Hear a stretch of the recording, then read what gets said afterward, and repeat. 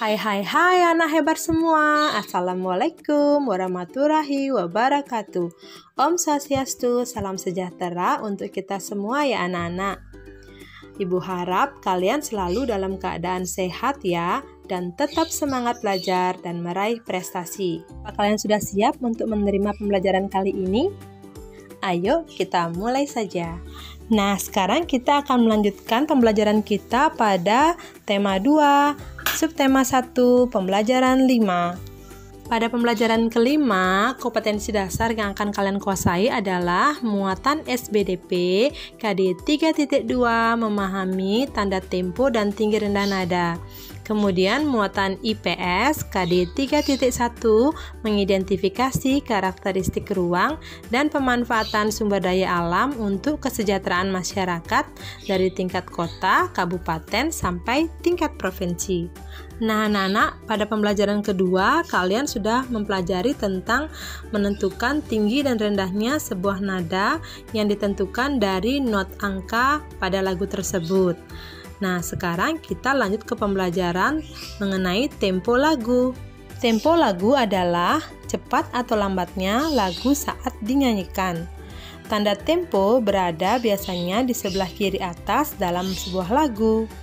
Secara umum, tanda tempo terdiri atas tempo lambat, sedang, dan cepat. Tempo lagu berhubungan dengan syair lagunya. Lagu bertempo cepat biasanya menunjukkan suasana gembira dan memacu semangat. Lagu bertempo sedang menunjukkan suasana gembira dan kemegahan. Sedangkan lagu bertempo lambat menunjukkan suasana sedih dan hikmat. Alat untuk mengukur tempo lagu disebut metronom Mazel. Alat tersebut mengukur banyaknya ketukan dalam setiap lagu. Semakin banyak ketukan, maka semakin cepat nadanya. Sedangkan semakin sedikit ketukannya, maka semakin lambat nadanya.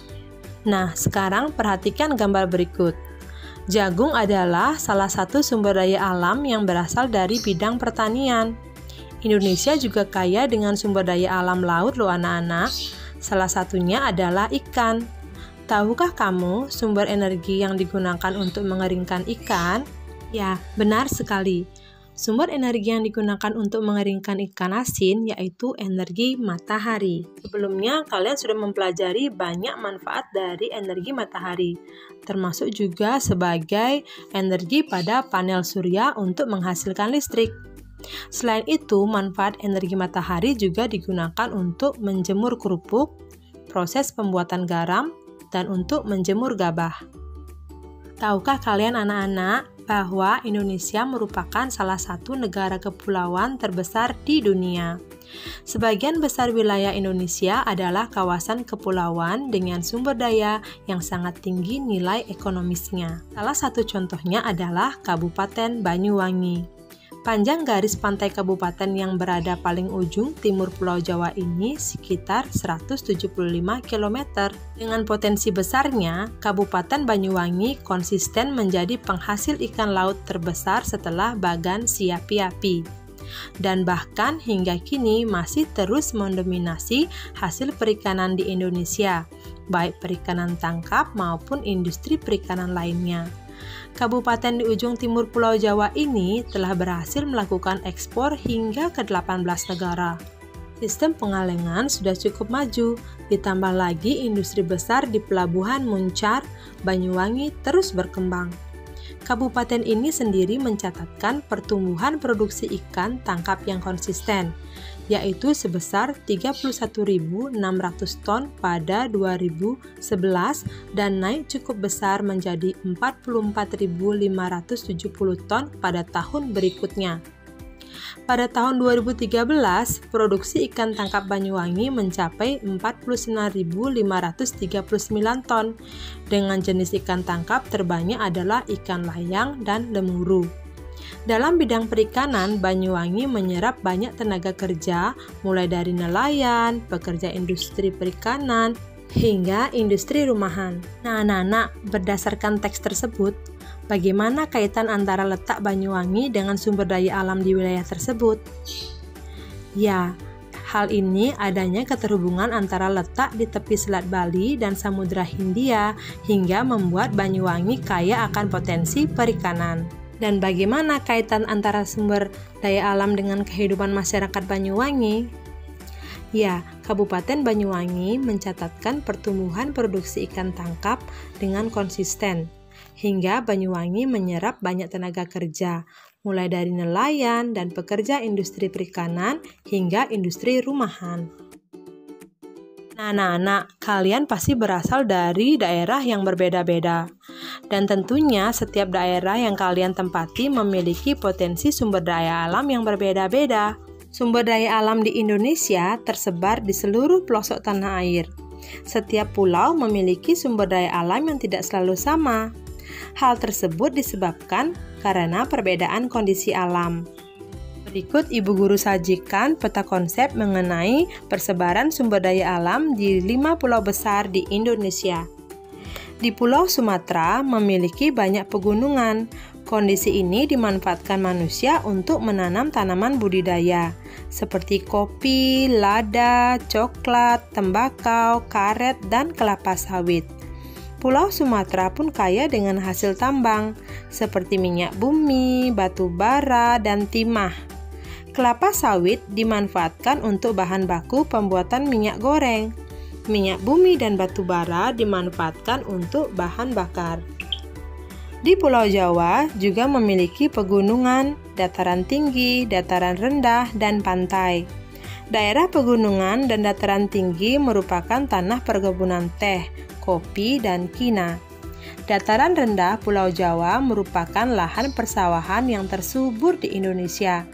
Salah satunya adalah daerah Karawang yang terkenal sebagai lumbung padi.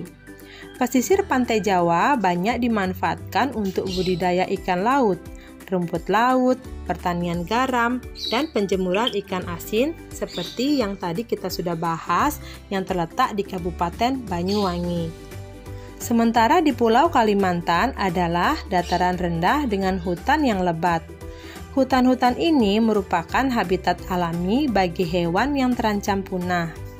Hutan Kalimantan dimanfaatkan oleh manusia untuk ditanami sebagai sumber daya alam, seperti kelapa sawit, karet, dan rotan.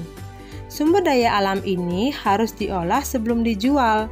Kelapa sawit diolah menjadi minyak goreng, getah karet dapat diolah menjadi ban, rotan dapat diolah menjadi kerajinan tangan. Kalimantan juga kaya akan hasil tambangnya, seperti minyak bumi dan batu bara. Di Pulau Sulawesi menghasilkan sumber daya alam berupa pala dan jagung. Jagung dimanfaatkan manusia sebagai bahan pokok makanan. Pala dimanfaatkan sebagai bumbu masakan. Daerah di sepanjang pantai Sulawesi dimanfaatkan untuk perkebunan kelapa. Pulau Sulawesi juga menghasilkan barang tambang loh anak-anak, seperti aspal. Apa kalian tahu aspal itu apa? Ya, aspal itu dimanfaatkan untuk pembuatan jalan raya. Sedangkan Papua merupakan wilayah hutan konversi dan hutan lindung.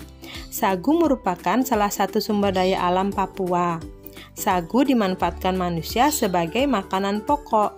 Papua juga menghasilkan rempah-rempah yang disukai pasar internasional. Papua merupakan salah satu pulau yang kaya hasil tambang. Hasil tambang Papua sangat beragam, seperti tembaga, emas, dan logam. Emas dimanfaatkan untuk bahan baku pembuatan mata uang dan perhiasan, seperti anting, cincin, dan gelang. Wah anak-anak, begitu banyaknya sumber daya alam yang tersebar di seluruh pulau di Indonesia.